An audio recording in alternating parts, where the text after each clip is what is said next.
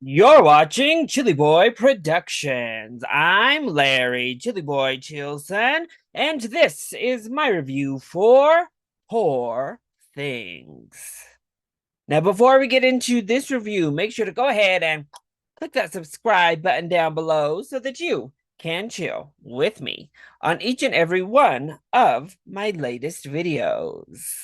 Poor Things is a 2023 dramatic dark comedy science fiction film from the outside of the box mind of Yorgos Lanthimos. Brought back to life by an unorthodox scientist, a young woman runs off with a lawyer on a whimsical transcontinental adventure.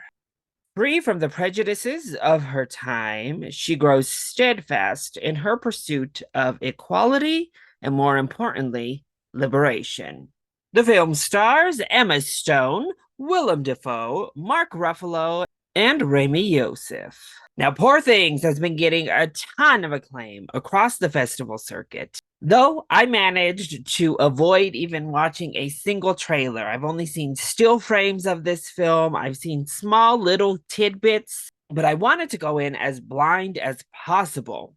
Partially because it's gotten so much acclaim, I already knew I was going to watch it. But also, I know that Yorgos Lanthimos is going to cook up something outside of the box, and I wanted to be surprised truly by what he brought.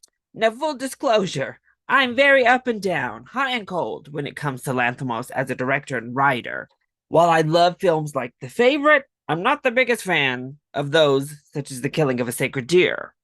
But with Emma Stone at the center, I was hopeful that this would be one of his best.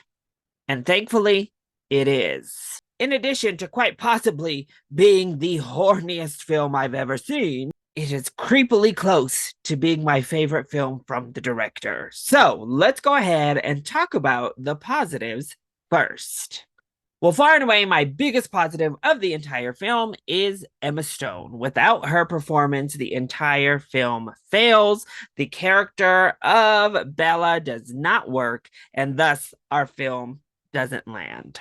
What Stone does is really fantastic. She's, of course, able to bring this sense of whimsy and like naive humor to all situations while maintaining this earnest heart that lays the entire foundation of the film.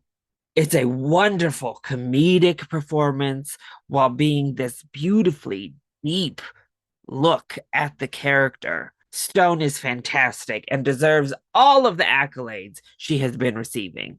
Willem Dafoe is also fantastic, and the makeup work across the board, but specifically when it came to Dafoe, was so good. Mark Ruffalo has also been getting a ton of praise, and also for good reason. He is over the top. He's kind of schmarmy and but also hilarious. You feel kind of bad for the guy, but he does such a good job at selling this particular man in this whimsical version of reality. It's so good. And then we have Rami Youssef, who I think is kind of the unsung hero of the entire film. I don't think I've been hearing nearly enough praise about his performance, which is also fantastic, particularly because at the beginning of this film, he plays the innocent, naive, but kind of darker man that gives it just the hint of sinister undertone that character needs. But the progression of his character throughout the film is what really sold his performance for me. It's great, and it also helps to ground everything around him. The screenplay is also fantastic here. The commentary is forefront, and I would say this actually is a more message-focused film than any of Yorgos's previous work, but it works. This is, at its core, a coming-of-age story, a really raunchy, an NC-17 style coming-of-age story that's unlike any you've ever experienced.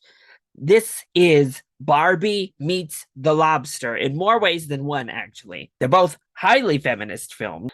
Like Barbie, it's highly feminist. It's about this creation who goes into the world to experience life and the world for what it is on her own and on her own terms. And then, like the lobster, one, we deal a lot with animals and weird animals, human animals.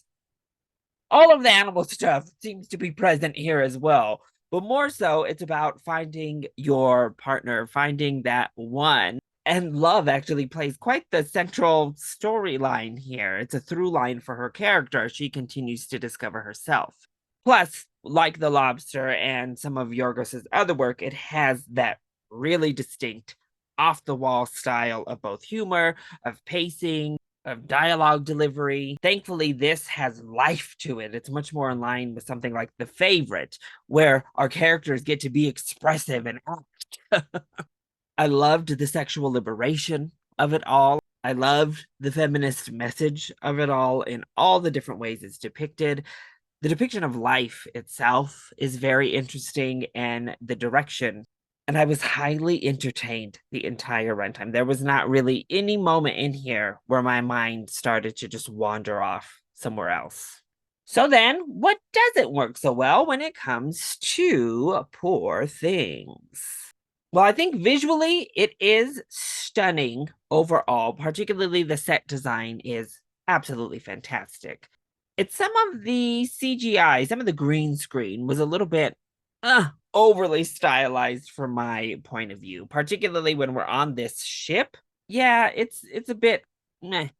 It's a bit green screeny for me personally, and it lost a bit of the whimsy because I was like, oh, we're on a hard backdrop right now.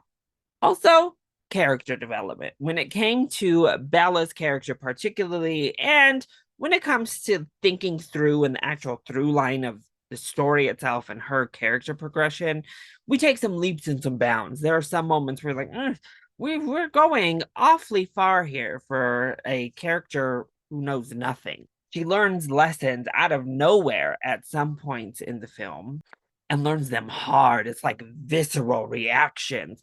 And that would be great if I felt there were the proper buildup to those moments, because you don't even really see that glimpse of her character. There's this one really big, impactful, emotional moment that happens about midway through the film. That would be great if we saw the real seeds to those emotions and those curiosities laid. And I do think that happens with multiple aspects of her personality, whether it be language or curiosities. I wish there was a better through line and explanation when it came to the development of her as a being. And I have to say, for a film that is so sexually active and so on the forefront when it comes to women's sexuality, we have a lot of Emma Stone here, lots of Emma Stone. I'd say not enough male nudity. I'm just gonna be honest. In a film that is this chock full of sex, yeah, I think we could have used some more male skin, sexy male skin specifically. I'll say that. We have the actors here for it, and we have actors here who have shown skin. I'm just saying. And in that vein, I will say that so much of her development only came through that sexual revelation.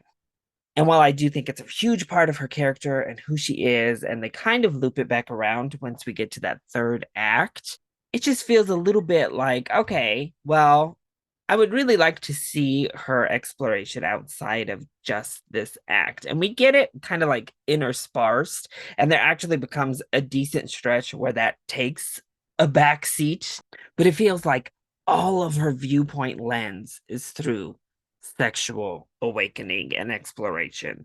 And of course, that correlates to male coming of age and the way that's viewed, as this film often does, showcase just how coming of age works and the different societal interpretations of such.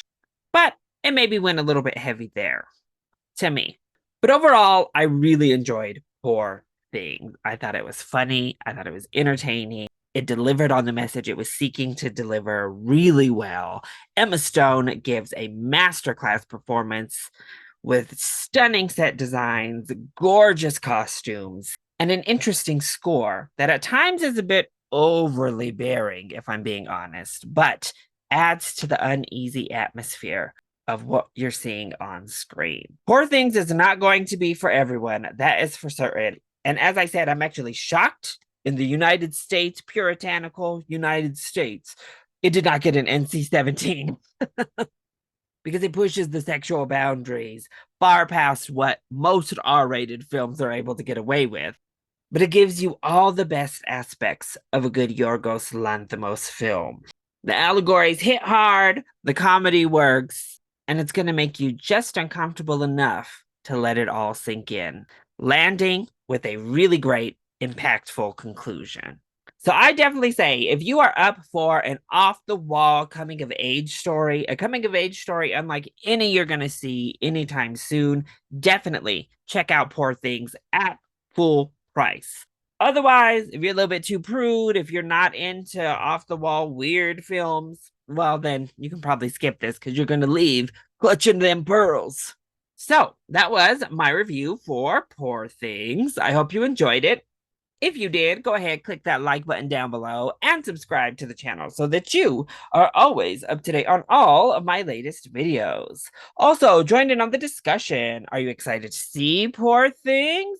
Let me know all of your thoughts either in the comment section down below, or you can hit me up on Twitter. I love you all so much for your continued support. Mwah! Thank you for watching, and we'll see you next time. Bye.